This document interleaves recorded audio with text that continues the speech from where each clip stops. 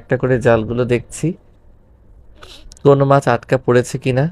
এমন সময় হঠাৎ করে আকাশটা অনেক মেঘলাটে হয়ে অন্ধকার হয়ে আসছে। বুঝতে বাকি রইল না এখনই বৃষ্টি হবে। আর বৃষ্টিতে ভিজা মানে নির্ঘাত ঝড়। আল্লাহ আমাকে যথেষ্ট টাকা পয়সা দিয়েছে। আঙ্কেল, কারো জীবন বাঁচানো এটা দায়িত্ব। আমি শুধু আমার দায়িত্বটা পালন করেছি। তারপরে তুমি আমাকে ফেরেশতার মতো গিয়ে বাঁচিয়েছো। না হলে এসব জায়গায় তো মানুষ দূরে থাক, কুত্তা বেরালো যায় না। বাবা বলল, ঠিক আছে, নিয়ে যেতে পারবেন, যদি কোনো কাজের বিনিময়ে নিয়ে যেতে পারেন। আঙ্কেল চিন্তা করতে থাকলো। কি কাজের বিনিময়ে নিয়ে যেতে পারি? হ্যাঁ, তুমি রান্না অনেক ভালো পারো। আমাদের রান্না করে খাওয়াবে, মাসে বেতনও পাবে, তোমার বাবার জন্য টাকাও পাঠাতে পারবে, আর পড়াশোনা আমার পক্ষ থেকে করবা। ওকে? আমি বাবার দিকে তাকালাম। বাবা বলল, ঠিক আছে। আমি বাবার দিকে তাকিয়ে বললাম, বাবা তুমি একা থাকতে পারবে? হ্যাঁ, থাকতে পারবো। তোর পড়াশোনা ভালোভাবে হইলেই হলো। আপনি আর মাছ ধরতে হবে না। আপনার ছেলের টাকা দিয়ে ভালোভাবে চলতে পারবেন। কাল ঢাকা গিয়ে আপনার জন্য অ্যাডভান্স টাকা পাঠিয়ে দেব। আঙ্কেলের কথাগুলো অনেক ভালো লাগলো। রাতে ঘুমানোর সময় শুয়ে থাকতে আঙ্কেলকে জিজ্ঞেস করলাম, আঙ্কেল আপনার সন্তান আর অফিস ঠিক আছে তো? আঙ্কেল হাসি দিয়ে বলল, আমি কিডন্যাপ হওয়ার পর অফিস সিসি ক্যামেরায় কিডন্যাপাররা আমাকে ফলো করার সময় ভিডিও হয়ে যায়। পরে সন্দেহ অনুযায়ী পুলিশ তাকে ধরে জিজ্ঞেস করতে সব বলে দেয়। কিডন্যাপার ছিল আমার অফিসের পার্টনারের লোক, শত্রুতা থেকে এসব করেছে। এখন সব জেলে আছে। আপনি কোথায় থেকে এসব জানলেন? আমার বন্ধুর কাছ থেকে ফোনের মাধ্যমে। কিডন্যাপার ধরতে আমার অফিস আর সন্তান সবই আমার বন্ধু রাজীবের দ্বারা ঠিক আছে। সে অনেক বড় লোক আর ব্যবসায়ী মানুষ। আমেরিকাতেও সে ব্যবসা করে। সকালে উঠে খাওয়া দাওয়া করে ব্যাগ গুছিয়ে যাওয়ার সময় বাবাকে জড়িয়ে ধরে কান্না করে দিলাম। বন্ধুদের কাছ থেকে বিদায় নিয়ে আঙ্কেলের সাথে যেতে থাকলাম। বাসে উঠে আঙ্কেলের পাশে বসলাম। মনটা কেমন জানি খুব করে খারাপ লাগছে। নিজের আপন বাড়ি আর বাবা ছেড়ে অনেক দূরে চলে যাচ্ছি বলে মনে হয়। অনেকক্ষণ বাসে বসে থেকে আঙ্কেলকে জিজ্ঞাসা করলাম, আপনার ছেলে মেয়ে সম্পর্কে জানা হলো না। আঙ্কেল হাসি দিয়ে বলল, আমার এক ছেলে এক মেয়ে। মেয়ে ক্লাস 10-এ পড়ে, তোমার জুনিয়র। নাম হলো কারিমা। সে আমার সাথে থাকে। আর ছেলে এবার তোমার মতোই কলেজে পড়ে, তবে আমেরিকায়, আমার বন্ধুর ছেলের সাথে। আচ্ছা ঠিক আছে। অবশেষে আঙ্কেলের সাথে রিকশায় করে একটা বাসার সামনে এসে নামলাম। গেটের সামনে যেতেই দারোয়ান সালাম দিয়ে সাথে সাথে গেট খুলে দিল। আমি গেট দিয়ে ঢুকেই এত বড় বাড়ি দেখে অবাক হলাম, যেমনটা বাংলা মুভিতে দেখতাম। আঙ্কেল বলল, দাঁড়িয়ে না থেকে ভিতরে চলো। বাড়ির ভিতরে ঢুকে দেখলাম একটা লোক একটা মেয়েকে কান্না থামানোর বৃথা চেষ্টা করতেছে। আঙ্কেল মেয়েটাকে মামুনি বলে ডাকতেই মেয়েটা দৌড়ে এসে আঙ্কেলকে জড়িয়ে ধরল। বাবা, তুমি এতদিন কই ছিলা? তোমাকে বাদে আমি এক মুহূর্ত থাকতে পারি না, তুমি জানো না? এই তো আমি চলে এসেছি, আর কখনো তোমাকে ছেড়ে যাব না। এমন সময় লোকটা আঙ্কেলের কাছে এসে বলল, আমি বাসায় যাই। অনেক ধন্যবাদ রাজীব তোকে। তোর মতো বন্ধু না থাকলে সত্যি আজ আমি সব হারাতাম। আঙ্কেল লোকটির সাথে কথা বলতে বলতে বাইরে চলে গেল। এমন সময় মেয়েটি আমাকে দেখে রাগী কণ্ঠে, ওই ফকিরের বাচ্চা, তোকে বাসায় ঢুকতে দিয়েছে কে? ছি, কি নোংরা কাপড় পরে আছে। ভিক্ষা করলে রাস্তায় করবি, এখানে কি?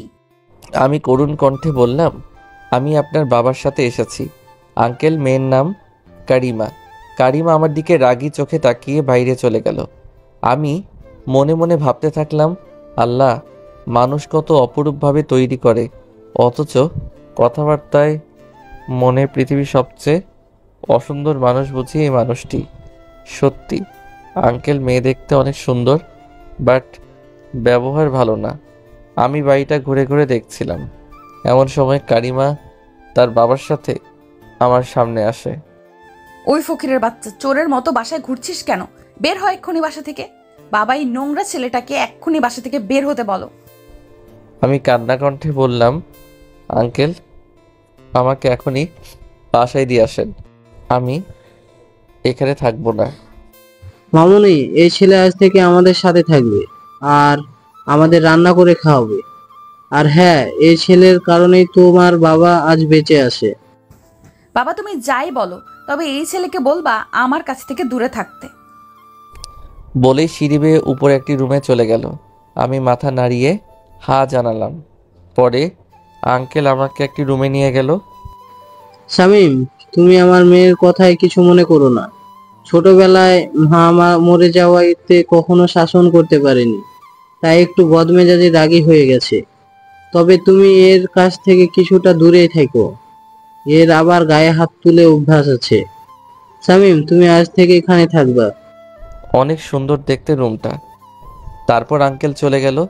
জার্নি করাতে আমার অনেক ঘুম আসছিল, তাই ফ্রেশ হয়ে দিলাম ঘুম।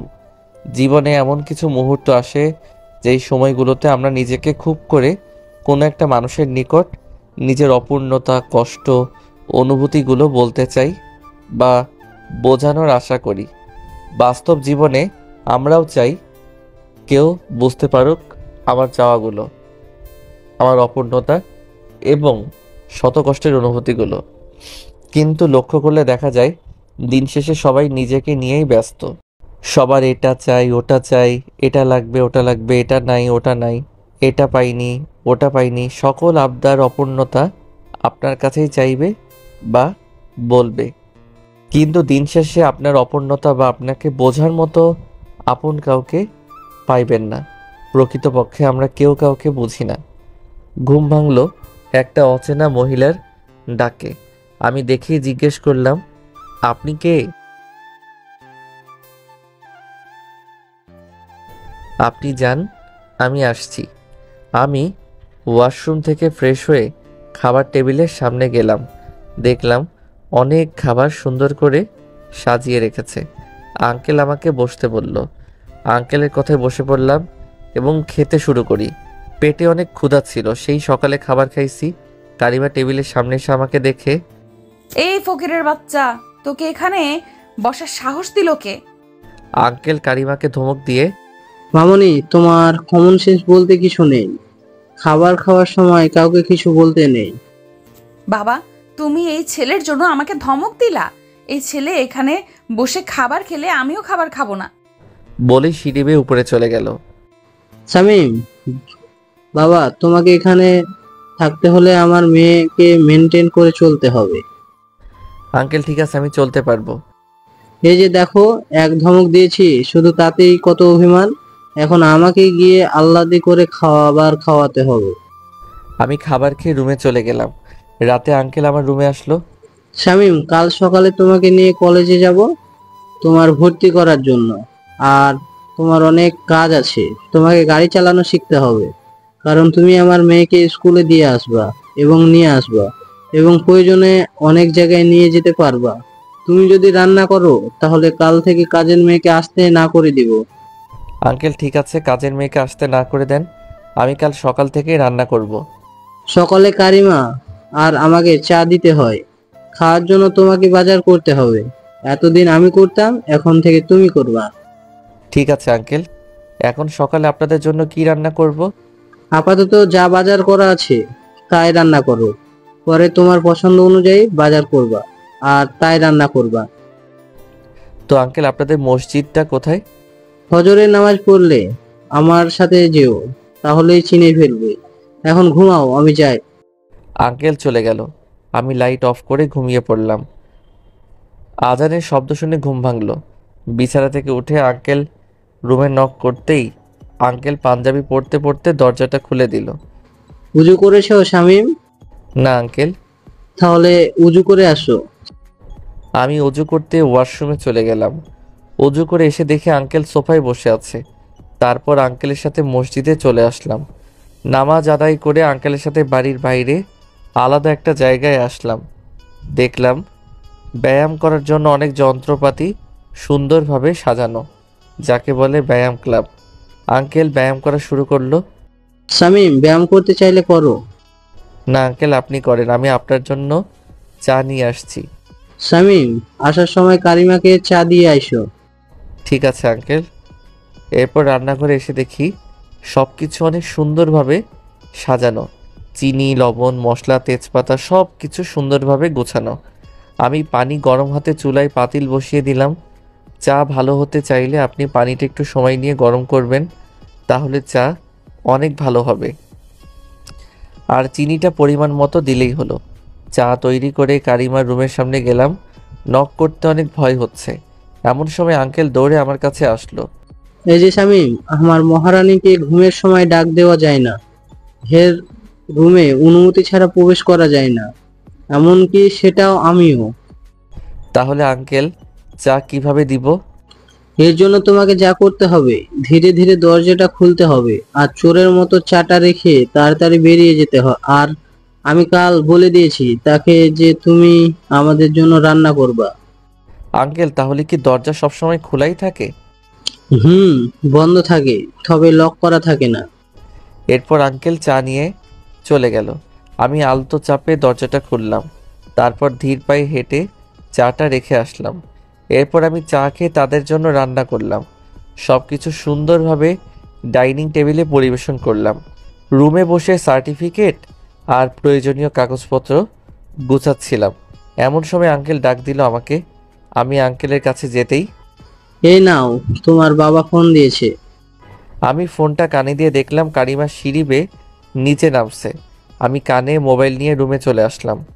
হ্যালো বাবা, কেমন আছো? ভালো আছি বাজান, তুই ভালো আছিস তো? ভালো আছি। শামিম, তোর আঙ্কেল আমার জন্য টাকা পাঠিয়েছে। আমি বছরেও শেষ করতে পারবো না, এত টাকা খরচ করেছে। বাবা, ভালো খাবার কিনে খাবা আর মাছ ধরতে যেও না। এইভাবে আরও অনেক কথা বললাম। তারপর মোবাইল আঙ্কেলের কাছে দিলাম। এমন সময় কারিমা। বাবা, তুমি অনেক ভালো একটা রাঁধুনি আনছো। আঙ্কেল কিছু বলল না, শুধু আমার দিকে তাকালো। আমি হাসি দিয়ে বললাম, আপনার ভালো লাগলেই হলো। মামুনি, খাবার শেষ করে তাড়াতাড়ি রেডি হয়ে আসো, স্কুলে যাবা। আর হ্যাঁ শামিম, তোমার কাগজপত্রগুলো সব ঠিকঠাক আছে তো? আঙ্কেল। তারপর আঙ্কেলের সাথে গাড়ির সামনে এসে দাঁড়ালাম। এমন সময় কারিমাকে স্কুল ড্রেসের কাছে আসতে দেখলাম। অনেক সুন্দর লাগছিল তাকে। আমি একটু তাকিয়ে ঘাড় ঘুরিয়ে নিলাম। বাবা, এই ছেলে আমাদের সাথে কই যাবে? একে কলেজে ভর্তি করাবো। আর হ্যাঁ, আমার বয়স হয়েছে, তোমাকে প্রোটেক্ট রাখা আমার কাছে অনেক কষ্ট হয়ে যায়। কিছুদিন পর থেকে শামীম তোমাকে স্কুলে দিয়ে আসবে এবং নিয়ে আসবে, এবং তোমার প্রয়োজনীয় কাজে তোমার পাশে পাবে। আমি কিছু মনে করলাম না, বললাম হ্যাঁ, আমি আপনার বডিগার্ড এবং রাঁধুনি। আমার কথাতে আঙ্কেল শুধু বাঁকা চোখে আমার দিকে তাকালো। আমি পেছনের সিটে যেই বসতে যাব, কারিমা আঙ্গুল বাঁকিয়ে দেখিয়ে দিল ড্রাইভিং সিটের পাশে বসতে। গাড়ির ড্রাইভার গাড়ি করে কারিমাকে তার স্কুলের সামনে নামিয়ে তারপর আঙ্কেল আমাকে একটা কলেজে নিয়ে আসলো। কলেজের সামনে যেতেই বুঝলাম এখানে সব বড়লোক ফ্যামিলির ছেলে মেয়েরা পড়ালেখা করে। তারপর ভর্তি হয়ে আঙ্কেলের সাথে তার অফিসের কোম্পানিতে চলে আসলাম। অনেক বড় অফিস। আঙ্কেল আমাকে অফিসটা ঘুরিয়ে দেখালো। অনেক লোক তাদের কেবিনে মনোযোগ দিয়ে কাজ করছে। তারপর আঙ্কেল একটা লোকের সাথে কিছুক্ষণ কথা বলে আমাকে ড্রাইভারের সাথে আমাকে পাঠিয়ে দিল ড্রাইভ শেখার জন্য। ড্রাইভার অল্প সময়ের মাঝে অনেক সুন্দরভাবে বুঝিয়ে সব কিছু শিখালো। এভাবে 5 দিন আমি পুরো ড্রাইভ করা শিখে ফেলি। আঙ্কেল ড্রাইভারকে কিছু টাকা দিয়ে বিদায় করে দিল, কারণ আমাকে ড্রাইভ করা শিখিয়েছে বলে টাকা দিয়েছে। দুপুরে খাবার খেয়ে ঘুমাচ্ছিলাম, এমন সময় আঙ্কেল ডাক দিয়ে আমার হাতে একটা বক্স দিল। আঙ্কেল, কি এটা? খুলেই দেখো। আমি খুলে দেখলাম একটা মোবাইল, সাথে সিমও আছে। আমি খুশি হয়ে আঙ্কেলকে ধন্যবাদ জানালাম। এরপর সিম লাগিয়ে মোবাইলটা অন করলাম। মোবাইল কিছুক্ষণ সময় দিয়ে রাতের জন্য খাবার রান্না করতে গেলাম। রান্না শেষ করে একটা প্লেটে আমার জন্য খাবার আমার রুমে রেখে আসি। আমি রুমে বসেই খাবার খাই, আর টেবিলে আঙ্কেল আর কারিমা খাবার খায়। অফিস থেকে আঙ্কেল নিয়ে কলেজের পাশ দিয়ে আসার সময় আমার ক্লাসমেট শিমু হাত ইশারা করে গাড়ি থামায়। শামিম, প্লিজ আমাকে একটু কষ্ট করে বাসায় পৌঁছে দিও। আরে ঠিক আছে, ওঠো আগে। তারপর শিমু আঙ্কেলের পাশে বসলো। শিমুকে নামিয়ে বাসায় যাচ্ছিলাম, এমন সময় আঙ্কেল বলল, প্রেম করো নাকি? আমি হাসি দিয়ে, আঙ্কেল এসব কি বলেন? আঙ্কেল হাসি দিয়ে বলল, আমরা সব বুঝি। আঙ্কেল হাসিতে আমার কেমন জানি রাগ হলো। দূর মিয়া, আপনার মেয়ের মতো সুন্দর মেয়ে দেখলে প্রেম করার ইচ্ছাটাই চলে যায়। তাহলে আমার মেয়ের সাথেই করো। আমি হাসি দিয়ে গম্ভীরভাবে বললাম, মজালন, আপনার ফ্যামিলির স্ট্যাটাস আর আমার ফ্যামিলির সাথে কোন দিক দিয়ে চাই বলেন তো? আঙ্কেল বলল, তোমার সঠিক ভালোবাসায় আমার মেয়েও যদি তোমাকে ভালোবাসতে শুরু করে, তোমাকে চাই, তাহলে এই রবিন চৌধুরী নিজে দাঁড়িয়ে থেকে তোমার সাথে আমার মেয়ের বিয়ে দিব। আর আমি সম্পর্কের মাঝে কোনো স্ট্যাটাস ফলো করি না। আমি আর কিছু বললাম না। ড্রাইভ করে বাসায় চলে আসলাম। বাড়িতে এসে ফ্রেশ হয়ে দুপুরে রান্না করলাম। রান্না শেষ করে খাবার খেলাম। খাবার খাওয়ার পর শরীরটা কেমন জানি খারাপ লাগছিল, তাই শুয়ে পড়লাম। বিকালের দিকে শোয়া থেকে উঠতেই পারছিলাম না। শরীরে অনেক জ্বর এসেছে। রাতের জন্য খাবার রান্না করতে পারলাম না। রাতে আঙ্কেল আর কারিমা আমার রুমে আসলো। এই প্রথম কারিমা আমার রুমে আসলো। আমি সবসময় কারিমার থেকে দূরে থাকি। আমার এমন অবস্থা দেখে কারিমা নিজে বালতি দিয়ে পানি এনে আমার মাথায় পানি ঢালতে থাকে। আমি শুধু তার মায়াবী চোখ দুটো মাঝে অপলকভাবে তাকিয়ে আছি। সত্যি মেয়েটি অসাধারণ। এই চোখ দুটোর মাঝেই পৃথিবীর সকল কষ্ট, সকল অভিমান ভুলে থাকা সম্ভব। ভালোবেসে ফেলছি এই মেয়েটাকে। আঙ্কেল ডাক্তারের কাছে ফোন দিল। ডাক্তার রাতে বাসায় এসে কিছু ওষুধ লিখে দিয়ে চলে যায়। প্রায় 7 দিন জ্বরে ভুগে সুস্থ হলাম।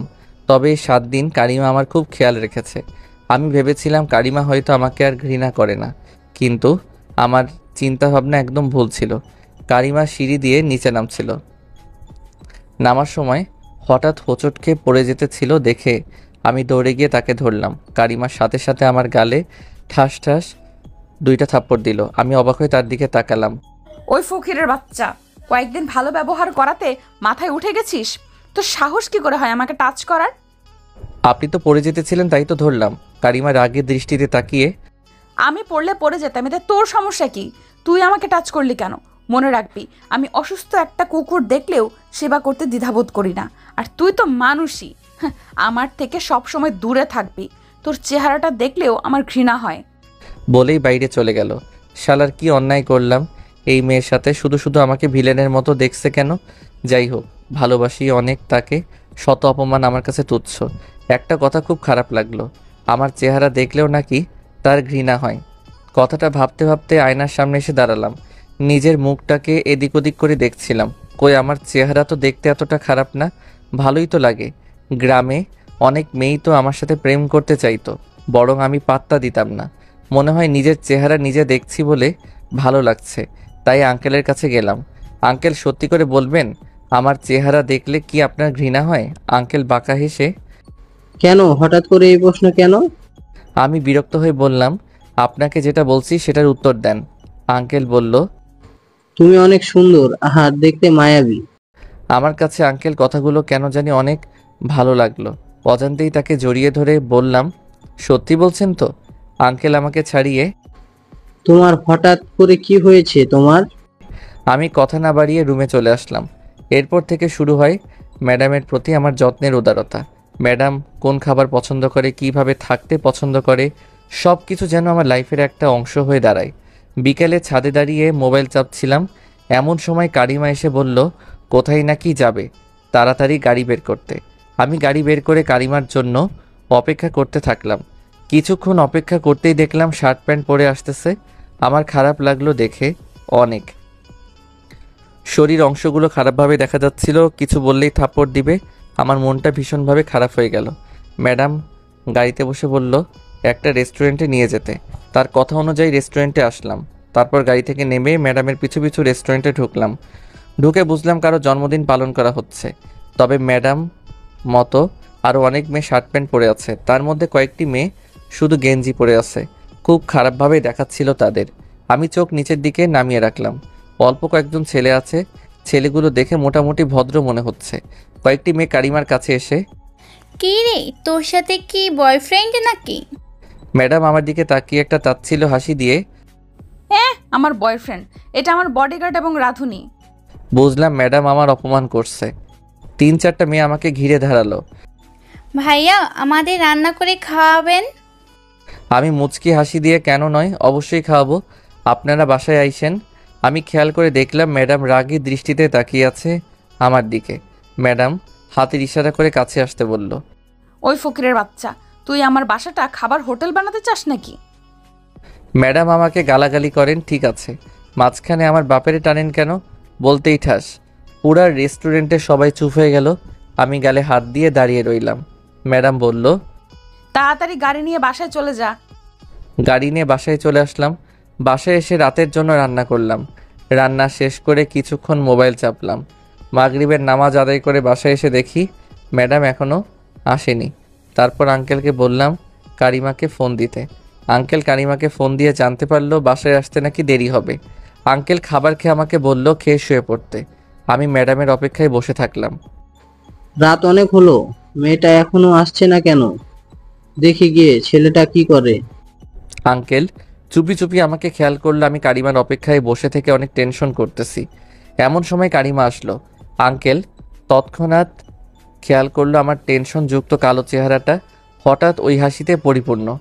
আঙ্কেল আমার দিকে তাকিয়ে মুচকি হাসি দিয়ে রুমে চলে গেল। ম্যাডাম খাবার টেবিলে বসতে বসতে বলল, কিরে এখনো ঘুমাসনি? আমি মুচকি হাসি দিয়ে বললাম, একটা মেয়ে মানুষ এত রাত করে বাসায় ফিরলে তার জন্য বাসার মানুষ টেনশন করতে পারে, আপনি কি জানেন না? তোকে কে বলেছে টেনশন করতে? তুই কি হোস আমার? আমার জন্য আমার বাবা আছে, তুই কিছু না। আমি মনে মনে বললাম, আমি আপনার সব কিছু, কারণ আমি আপনাকে পাগলের মতো ভালোবাসি। ম্যাডাম অল্প খাবার খেয়ে রুমে চলে গেল। ম্যাডাম বাইরে রেস্টুরেন্টে খায় না, আমি না থাকলে হয়তো না খেয়ে গিয়ে শুয়ে পড়তো। আমি খাবারগুলো ফ্রিজে রেখে পড়ার টেবিলে বসে অনেকক্ষণ পড়লাম। এরপর ম্যাডামকে দেখার জন্য ম্যাডামের রুমের সামনে গেলাম। গিয়ে দেখলাম মোজাসহ জুতো নিয়ে ঘুমাচ্ছে। পুরাই পাগলি, এভাবে জুতা নিয়ে ঘুমালে অসুস্থ হওয়ার সম্ভাবনা, পাশাপাশি অস্বস্তি বোধ লাগে। ঘুমের ঘোরে হয়তো কিছু বুঝতে পারছে না। আমি ধীর পায়ে হেঁটে পায়ের কাছে গিয়ে হাঁটু গেড়ে বসলাম। তারপর আলতোভাবে জুতো এবং মোজা খুললাম। ঘেমে গেছে পায়ের পাতাগুলো। আমি একটা পাতলা কাপড় ভিজিয়ে পায়ের পাতা দুইটা আলতোভাবে মুছে দিলাম। হালকা ঠান্ডা লাগবে, প্লাস আরামসে ঘুমাতে পারবে। তারপর বালিশে মাথাটা যথাযথভাবে রেখে দিলাম। ঘুমন্ত মায়াবী চেহারা যেন মেয়েটার সৌন্দর্য হাজার গুণ বাড়িয়ে দিয়েছে। শুধু দেখতেই মন চায় তাকে। কিছুক্ষণ দাঁড়িয়ে থেকে তাকিয়ে রইলাম তার অনন্ত মায়াবী চেহারার দিকে। এরপর লাইট অফ করে নিজের রুমে এসে শুয়ে পড়লাম। কারিমা সকালে উঠে খাট থেকে নামতে গিয়ে তার মনে হলো সে জুতা নিয়ে ঘুমিয়ে পড়েছিল। এখন তার পায়ে জুতো নেই। তবে সে ব্যাপারটা এত গুরুত্ব দিল না। নানা খুঁটিনাটি ব্যাপারের মধ্য দিয়ে এভাবেই 2টা বছর চলে গেল। এই 2 বছরে কারিমার হাত থেকে কয়েকশো থাপ্পড় খেয়েছি। আমি যথেষ্ট চেষ্টা করি তার সাথে ভালো থাকার জন্য, আমাকে পছন্দ করার জন্য, বাট হয়ে ওঠে না। মনে হয় ওর মন পাথর দিয়ে তৈরি, যেখানে নাই কোনো অনুভূতি, নাই কোনো ভালোবাসা।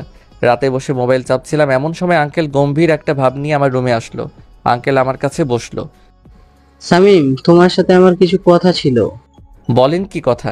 হঠাৎ আঙ্কেল আমার হাত দুটো ধরে বলল, আমি না থাকলে তুমি আমাকে কথা দাও, আমার মেয়ের দেখাশোনা করবে, আমার মেয়েটার পাশে থাকবে। আমি বললাম ঠিক আছে, এর জন্য এত রিকোয়েস্ট করতে হবে না। আঙ্কেল বলল, কথাটা যেন মনে থাকে। আমার মেয়েটা বড্ড বোকা, হিতাহিত জ্ঞান বুদ্ধি কম। সেই তোমার সাথে যাই করুক, প্লিজ তার কথাতে কিছু মনে করো না। হঠাৎ করে আঙ্কেল এসব কথা বলছেন কেন? আমি তো 2 বছর কারিমার সকল অপমান সহ্য করেও তার কথাতেই এই বাসায় পড়ে আছি। তা তো তিনি নিজ চোখেই দেখতে পেলেন। তারপর আঙ্কেল ধীর পায়ে হেঁটে চলে গেলেন। লোকটাকে ইদানিং খুবই অদ্ভুত লাগে, কেমন জানি হয়ে গেছে। সকালে কারো চিৎকার শুনে ঘুম ভাঙল। দৌড়ে রুম থেকে বের হলাম। আঙ্কেল রুম থেকে আওয়াজটা আসছে। দৌড়ে রুমে গিয়ে দেখি কারিমা হাউমাউ করে কাঁদতেছে তার বাবার কাছে। আমি আঙ্কেলকে দেখে বুঝলাম লোকটা আর নাই। কেমন জানি ভিতরটা ভারী হয়ে যাচ্ছে। আমি নিজের কান্না থামাতে পারলাম না, হাউমাউ করে কাঁদতে থাকি। হঠাৎ করে কারিমা আমার কলার ধরে, তুই আমার বাবাকে মেরে ফেলেছিস। আমি ধাক্কা দিয়ে বললাম, কি আবোল তাবোল বলছেন? আমি কেন আপনার বাবাকে মারতে যাব? আমি আপনার বাবাকে অনেক ভালোবাসি। কারিমা ঠাস ঠাস থাপ্পড় দিয়ে বলল, তুই বাসা থেকে এখনই বের হয়ে যা। তুই সম্পত্তির লোভে আমার বাবাকে মেরে ফেলেছিস। মিথ্যা অপবাদটা যেন আমার ভিতরটা মেরে দিচ্ছিল। তাই ভাবলাম এই বাড়িতে আর এক মুহূর্ত থাকবো না। যেখানে মানুষের প্রতি মানুষের বিশ্বাস নাই সেখানে থাকা যাবে না। হঠাৎ করে বসা থেকে উঠে আমি বাইরের দিকে কাঁদতে কাঁদতে দৌড় দিলাম। বাড়ির গেট দিয়ে যেই বাইরে যাব হঠাৎ করে মনে পড়ে গেল আঙ্কেলের রাতের বলা কথাগুলো। নিজেকে অপরাধী মনে হচ্ছে। ভুলেই গিয়েছিলাম আঙ্কেলের কথাগুলো, মনে হয় এটাই তার শেষ ইচ্ছা ছিল, তাই আবার ফিরে আসলাম। অনেক কান্নাকাটির মাঝে দিয়েই দুপুর হয়ে গেল। আমি আঙ্কেলের জন্য কুরআন পড়লাম এবং মাদ্রাসার ছাত্র দিয়ে কুরআন খতম দিলাম। জানতে পারলাম আজকে জানাজা দিবে না, কারণ তার ছেলে এবং বন্ধু রাজীব চৌধুরী আমেরিকা থেকে আসবে। আঙ্কেল, ছেলে এবং বন্ধু জানাজায় উপস্থিত থেকে আঙ্কেলকে কবর দেওয়া হলো। এরপর থেকে শুরু জীবনে আরেক নতুন অধ্যায়। আঙ্কেল মৃত্যু কিছুদিন পর বিকালে শুয়েছিলাম। এমন সময় আঙ্কেলের ছেলে রাসেল আমার রুমে আসে।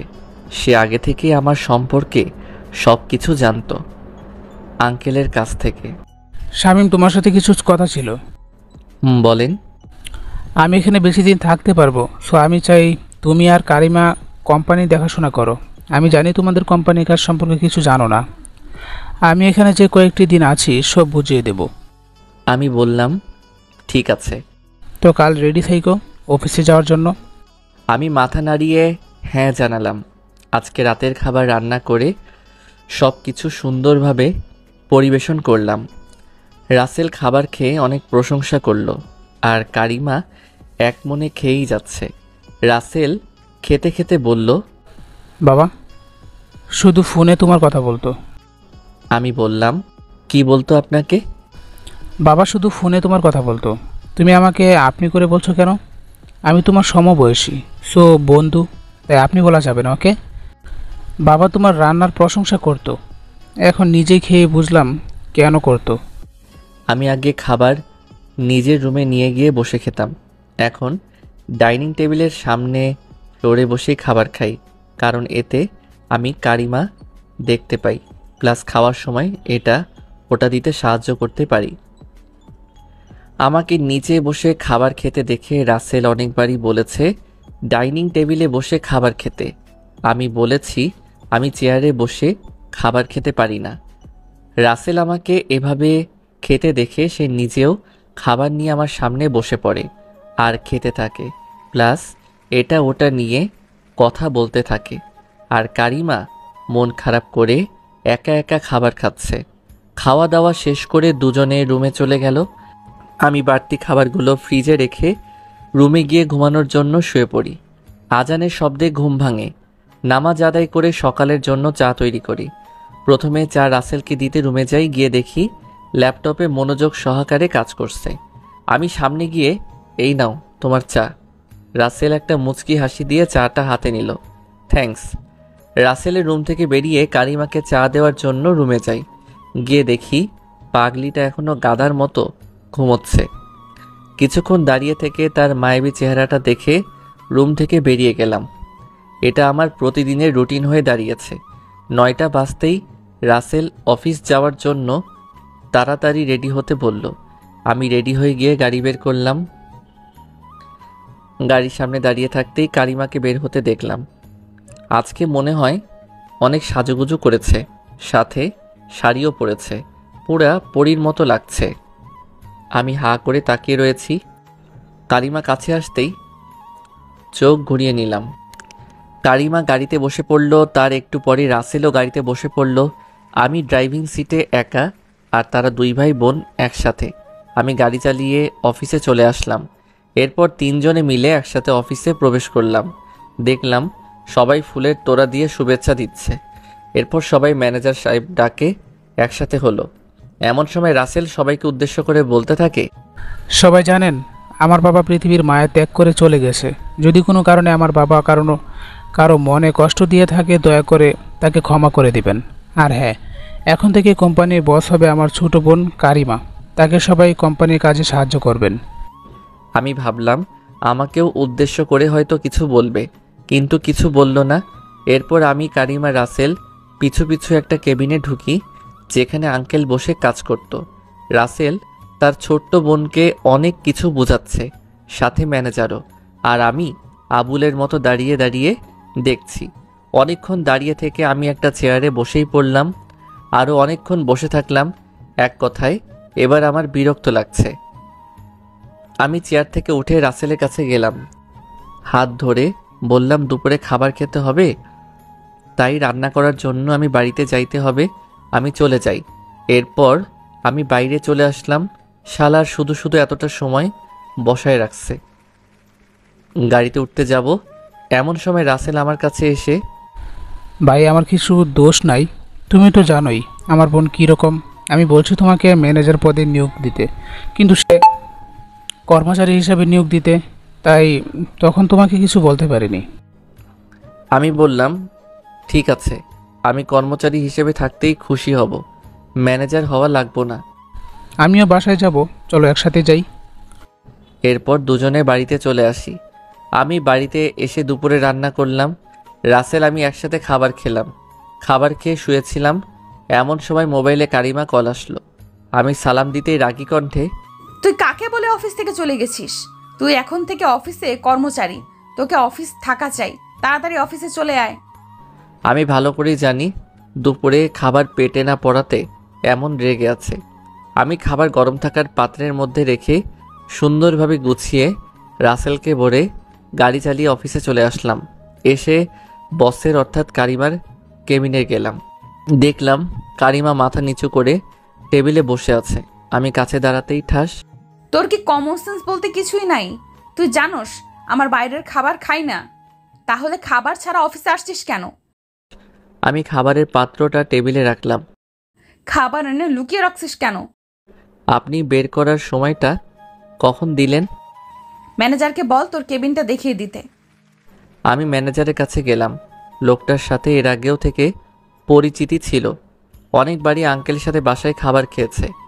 আমি তার কাছে গিয়ে স্যার ম্যাডাম বলছে আমার কেবিনটা দেখিয়ে দিতে। চলো তোমাকে কারো আন্ডারে কাজ বোঝানোর দায়িত্ব দিয়ে দিই। এরপর আমাকে একটা কেবিনে নিয়ে গেল, যেটা ম্যাডাম কেবিন থেকে অনেকটা দূরে। আমার সাথে দুইটা মেয়ে আর একটা ছেলে কর্মচারী পাশাপাশি আছে। তাদের সাথে আমাকে পরিচয় করিয়ে দিল। ছেলেটার নাম আকাশ আর মেয়ে দুইটার নাম মিনহা আর সাবিহা। তাদের মধ্যে ট্যালেন্টফুল কর্মচারী হলো সাবিহা, তাই সাবিহাকেই আমাকে কাজ বোঝানোর দায়িত্ব দিল। আমি ল্যাপটপে অফিসে একটু একটু কাজ করতে পারি, আঙ্কেলের সাথে থেকে শিখেছিলাম।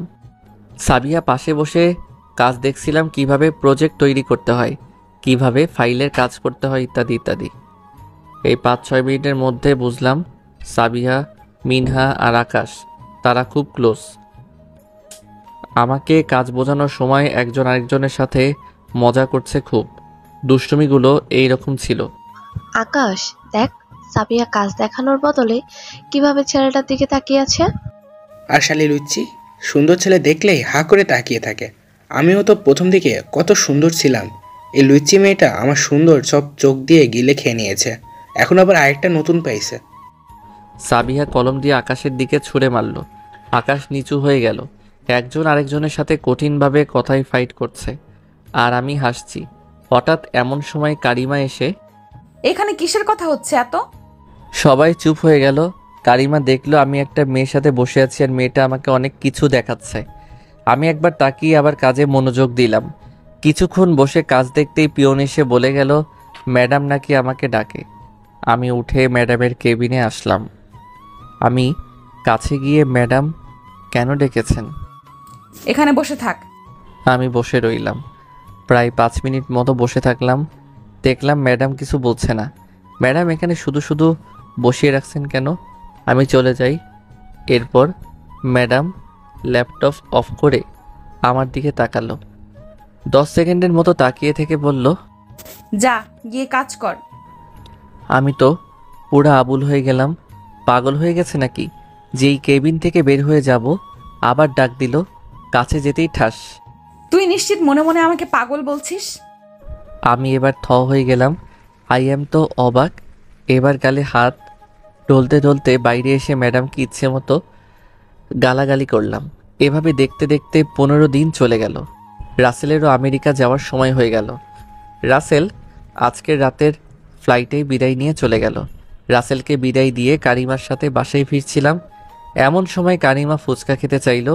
আমি একটা ফুচকাওয়ালাকে দেখে গাড়ি পার্কিং করে ম্যাডামকে নিয়ে ফুচকা খেতে ফুচকাওয়ালার কাছে যাচ্ছি। এমন সময় কয়েকজন বখাটে ছেলে হাঁটার পাশ জুড়ে দিল। যাকে বলে ইফটিজিং। ম্যাডাম শার্ট প্যান্ট পরেছিল।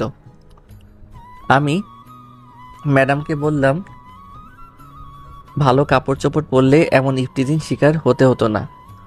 ম্যাডাম ঠাস করে থাপ্পড় দিল। রাস্তার আশেপাশে সবাই তাকিয়ে রইল। এমন সময় বখাটে ছেলেগুলো, এই যে হটি, তোমাকে মনে হয় ওই ছেলে ডিস্টার্ব করছে, আমাদের সাথে যাবে নাকি? চলো চিল করি। একজন হাত ধরে টান দিল ম্যাডামের। আমি সাথে সাথে সবাইরে উড়াধুরা ঘুষি মারতে থাকি। গ্রামের মানুষ ছোট্ট থেকেই ক্ষেত খামারে কাজ করে, অভ্যাসে জিম করে কৃত্রিম শরীর নয়, একদম ন্যাচারাল শরীর। গ্রামের ছেলেপুলের সাথে মারামারি ঝগড়া ইত্যাদি করেই বড় হয়েছি। আমার উপরে কয়েকটি ছেলে ঘুষি মারে। ঘুষিতে আমার মুখ দিয়ে রক্ত বের হতে থাকে। এবার যেন আমার রাগ আকাশচুম্বী হয়ে উঠেছে। একজন খুব জোরে ঘুষি মারলাম, সাথে সাথে অজ্ঞান হয়ে গেছে। বাকিগুলো আমার লাল চক্ষু আর খ্যাপ দেখে ভয় চলে গেল। এমন সময় ম্যাডাম আমার রক্তমাখা ঠোঁটে হাত দিয়ে স্পর্শ করতেই আমি তার গলায় এক হাত দিয়ে চেপে ধরলাম আর চিগলিয়ে বললাম, রাস্তার ক্ষুধার্ত কুত্তা দেখেছিস কখনো? খাবার দেখলে লোভনীয় দৃষ্টিতে তাকিয়ে থাকে খাওয়ার জন্য, তেমনি তোদের মতো অসভ্য কিছু মেয়ে বেহায়াপনার শরীর দেখে ভোগ করার জন্য লোভনীয় দৃষ্টিতে তাকিয়ে থাকে মানুষ নামের কিছু রাস্তার কুত্তা। বলেই গাড়ির দিকে চলে গেলাম। আমার এই রকম আচরণে লক্ষ্য করেছিল বিশিষ্ট ব্যবসায়ী ইমন চৌধুরী, একমাত্র মেয়ে ইভা চৌধুরী। ওই দিন ফুচকাওয়ালার দোকানে কাছে এসে সেও শার্ট প্যান্ট পরে উপস্থিত ছিল। কে এই ছেলে? ট্রাক, অ্যাটিটিউড কোনো কিছুই কম নাই। আমার চাই এই ছেলেকে। আমি গাড়িতে এসে বসে পড়লাম। এমন সময় কারিমা গাড়ির কাছে এসে বাচ্চা কণ্ঠে, আমি ফুচকা খাবো। এত রাগের মাঝেও নিমিষে রাগটা উদাও হয়ে গেল। বুঝলাম না কাঁদবো না হাসবো। আমি টিস্যু দিয়ে ঠোঁট থেকে রক্ত মুছতে মুছতে বাইরে বেরিয়ে, এখানে খেতে হবে না, আমি বাসায় বানিয়ে খাওয়াবো, চলেন এবার। হঠাৎ আমার খুব কাছে এসে, খুব লেগেছে তাই না? আরাম লাগছে খুব। কারিমা রাগে দৃষ্টিতে তাকিয়ে ধূপ করে গাড়িতে গিয়ে বসে পড়ল। আমি গাড়ি চালিয়ে বাসায় এসে পড়লাম। বাসায় এসে আয়নায় দেখলাম ঠোঁট অনেকটা ফুলে গেছে। হালকা ট্রিটমেন্ট করে রাতে রান্না করতে গেলাম। আমি রান্না করে ফুচকা বানানোর কাজে লেগে গেলাম। ফুচকা বানিয়ে ম্যাডাম রুমে গেলাম, গিয়ে দেখি ঘুমিয়ে পড়েছে। তাই ফুচকাগুলো রেখে দিলাম, সকালে খেতে দিব। আমার ক্ষুধা ছিল অনেক, তাই ভাত খেয়ে ম্যাডামকে আবার দেখতে গেলাম। গিয়ে দেখি আবার জুতো পরে ঘুমিয়ে আছে আর ছটফট করছে। শালার কেমন ঘুমের গাধি, বিরক্ত লাগলে লাগুক, তারপরও ঘুমাবে। আমি পায়ের সামনে হাঁটু কেড়ে বসে জুতো মোজা খুলে পায়ের পাতা দুইটা ভিজা কাপড় দিয়ে মুছে দিলাম। এমন সময় ম্যাডাম গুম গুম কণ্ঠ, কি করছিস? কিছু না, ভিজা কাপড় দিয়ে পাগুলো মুছে দিচ্ছে আরাম পাওয়ার জন্য। ম্যাডাম ঘুম ঘুম কণ্ঠে ধন্যবাদ জানালো। আমি লাইট অফ করে ম্যাডাম রুম থেকে বেরিয়ে গেলাম। অনেক দিন যাবৎ বাবাকে কল দেই না। বাবার সাথে অনেকক্ষণ ফোনে কথা বললাম, তার নাকি আমাকে দেখার খুব ইচ্ছে হচ্ছে, তাই গ্রামে যাইতে বলছে। আমি বললাম রোজা ঈদে যাব। যদিও বছরে গ্রামে 2 বার যাওয়া হয়, কুরবানি আর রোজার ঈদে। বাবার সাথে কথা বলে ঘুমিয়ে পড়লাম। মাঝ রাতে কারো ধাক্কাতে ঘুম ভাঙল। চোখ মেলে দেখি ম্যাডাম 2 হাত কোমরে রেখে দাঁড়িয়ে আছে। আমি ঘুম ঘুম কণ্ঠে বললাম, এত রাতে আপনার কি চাই? কি করছিস? আমার ফুচকা কই? আমি তার দিকে তাকিয়ে দেখলাম পুরো বাচ্চাদের মতো রাগ দেখাচ্ছে। আপনি কি ঘুমিয়ে ঘুমিয়ে ফুচকা স্বপ্ন দেখছেন নাকি? ম্যাডাম পেটে হাত দিয়ে। আমি সাথে সাথে উঠে ফুচকাগুলো তার সামনে আনলাম। ফুচকা আমার হাত থেকে নিয়েই ফ্লোরে বসে খেতে থাকে। এই যে আস্তে আস্তে খান, দম আটকাবেন কিন্তু। 2 মিনিটেই কোনো কথা নেই, সবগুলো খেয়ে শেষ করে ফেললো। আমি অবাক হয়ে তাকিয়ে রইলাম, মানুষ না রাক্ষস? এই যে আমার ক্ষুধা কমেনি, আমার আরো খাবার চাই। আমি বললাম, সব খাবার তো সব ফ্রিজে ঠান্ডা হয়ে আছে, গরম করতে হবে। আপনি অপেক্ষা করতে পারবেন তো? মাথা নাড়িয়ে হ্যাঁ জানালো। আমি রান্নাঘরে ভাত আর তরকারি গরম করতে চুলাই দেই। কিছু প্যাক করে আবার অফিসে চলে আসলাম। এরপর ম্যাডাম কেবিনে ঢুকে খাবারটা বসের টেবিলে কেবিনে রাখতেই ঠাস। আসতে হলে অনুমতি নিতে হয়, পরের বার ভুল যেন না হয়। বেরিয়ে যাচ্ছিলাম এমন আবার ডাক দিল কাছে এসে আহ্লাদি কণ্ঠে, আমাকে খাইয়ে দাও, আমার হাত তো কেটে গেছে, খাবার হাতে খেলে জ্বলবে অনেক। আমি রাগী কণ্ঠে থাপ্পড় দেওয়ার সময় তো ব্যথা পাননি, এখন কেন এমন ঢক করছেন? আমি পারবো না খাওয়াতে, নিজেরটা নিজে খান বলেই নিজের কেবিনে চলে আসলাম। পেটে অনেক ক্ষুধা, তাই ক্যান্টিনে গেলাম খাবার খেতে। গিয়ে দেখি সাবিহা, মিনহা, আকাশ একসাথে বসে খাবার খাচ্ছে। আমি তাদের সাথে খাবার খাওয়া শুরু করে দিলাম। তাদের সাথে টুকটাক কথা বলে কেবিনে চলে আসলাম। বসে বসে অনেক কাজ করলাম। অফিস শেষে বাসায় যাওয়ার জন্য ম্যাডাম কেবিনে গিয়ে, ম্যাডাম আসতে পারি? কোনো আওয়াজ আসলো না। আমি ঢুকে দেখলাম ম্যাডাম টেবিলের সামনে মাথা রেখে ঘুমিয়ে আছে। খাবার যেখানে রাখছি সেখানেই আছে, খাবার খাইনি। একটা গভীর নিঃশ্বাস ফেলে তার দিকে তাকিয়ে রইলাম। ঘুমন্ত চেহারাটা দেখে অনেক মায়া হলো। সত্যি মেয়েটার জীবনে আপন বলতেই আমিই আছি। বাবা নাই, মা নাই, ভাই থাকতেও নাই। আঙ্কেলের বলা শেষ কথাগুলো মনে পড়ে গেল। আমি কাছে গিয়ে, ম্যাডাম, ম্যাডাম, ম্যাডাম চোখ মেলতেই দেখলো আমি কান ধরে দাঁড়িয়ে আছি। রাগ করে অন্যদিকে তাকিয়ে রইল। এরপর আমি খাবার মুখের সামনে লোকমা ধরলাম। ম্যাডাম না খেয়ে উঠে বাইরে চলে গেল। আমি বাইরে এসে দেখলাম গাড়িতে বসে আছে। আমি ড্রাইভ করে বাসায় চলে আসলাম। ম্যাডাম রুমে চলে গেল। আমি গাড়ি পার্ক করে রুমে ফ্রেশ হয়ে ম্যাডাম রুমে গেলাম। দেখলাম বসে বসে মোবাইল চাপছে। আমার দিকে একবার তাকিয়ে আবার মোবাইল চাপতে মনোযোগ দিল। আমি রান্নাঘরে এসে ভাবতে থাকি কি রান্না করা যায়। সিদ্ধান্ত নিলাম ভুনা খিচুড়ি রান্না করা যাক। ম্যাডাম অনেক পছন্দ করে। রান্না করতে অনেক সময় লাগলো। সব কিছু সুন্দরভাবে রেখে ম্যাডাম রুমে গেলাম। আগে গিয়ে দেখি কি অবস্থা। দেখলাম একটা ছবি দেখে দেখে কাঁদছে। আমি কাছে গিয়ে দেখলাম ম্যাডামের বাবা মায়ের একসাথে তোলা ছবি। আমাকে দেখে ফুপিয়ে ফুপিয়ে কেঁদে কেঁদে আমাকে একা রেখে তো তারপর ক্যান্টিনে বসে খাবার খেলাম। অফিস শেষে ম্যাডামকে নিয়ে বাসায় চলে আসলাম। বাসায় এসে ফ্রেশ হয়ে রাতের খাবার ম্যাডামের সাথে বসে খেলাম। খাবার খেয়ে ঘুমিয়ে পড়লাম। এরপর দিন ম্যাডামকে নিয়ে মার্কেটে গেলাম। ম্যাডাম অনেক জামা কিনলো। বুঝলাম এই মেয়ে পাগল, যা কাপড় কিনছে